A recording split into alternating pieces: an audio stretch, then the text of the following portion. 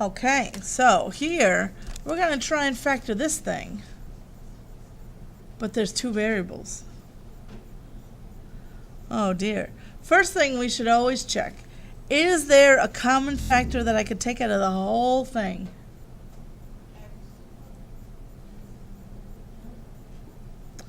There's nothing. I can't take out a 4, a 2, a 5, nothing, because none of the numbers share common factors. I can't take out an x because not all of my terms have an x. I can't take out a y because they don't all have a y.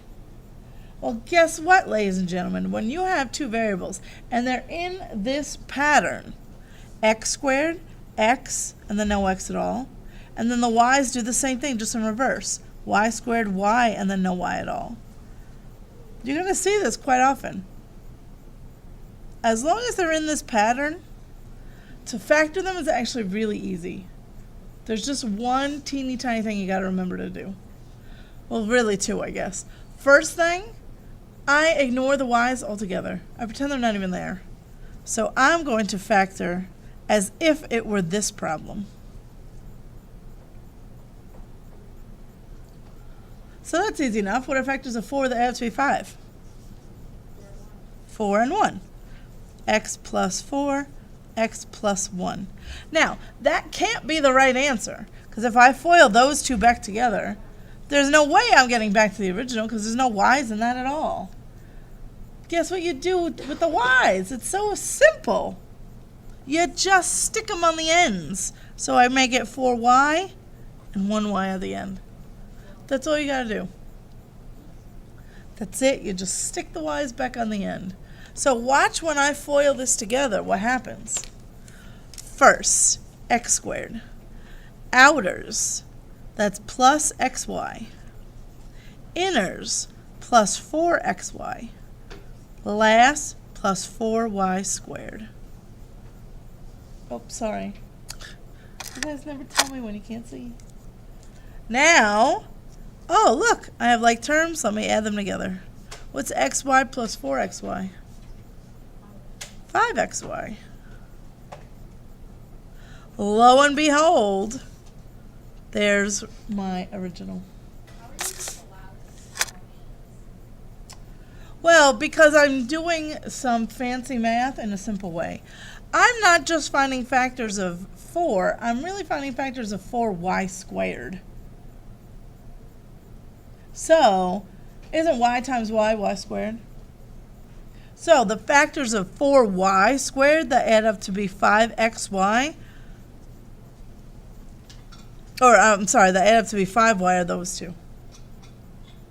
So you're doing fancy math, but it's so much easier to just ignore them and stick it back on.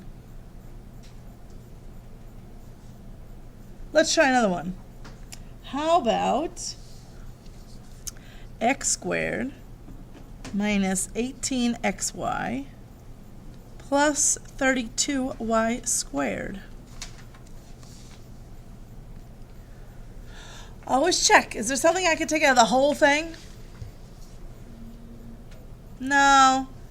There will be, eventually, so I want you to be in the habit of looking for it.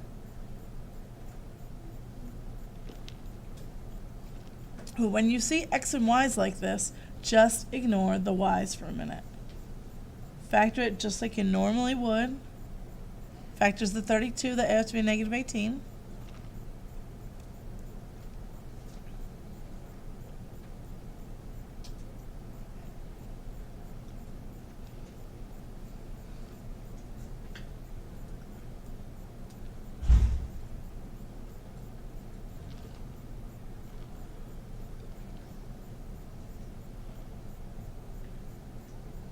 Did you get them?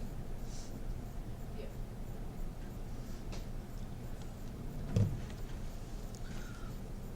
So remember, just for a minute, I'm ignoring the y's.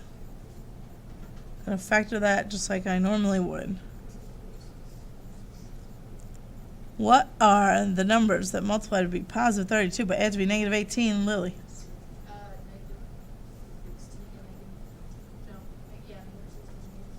Yes. Negative 16 and negative 2. multiplies together to get me positive 32, but they add to be negative 18. So now, to account for the y's, I literally just stick a y on the second term of each one. That's it. So although they look way worse, they're really not that bad. You just ignore it and then stick it on. But you can't forget to stick it on, because if you don't, you're never really going to have the factors of the original. Okay. You ready to try some on your own? All right.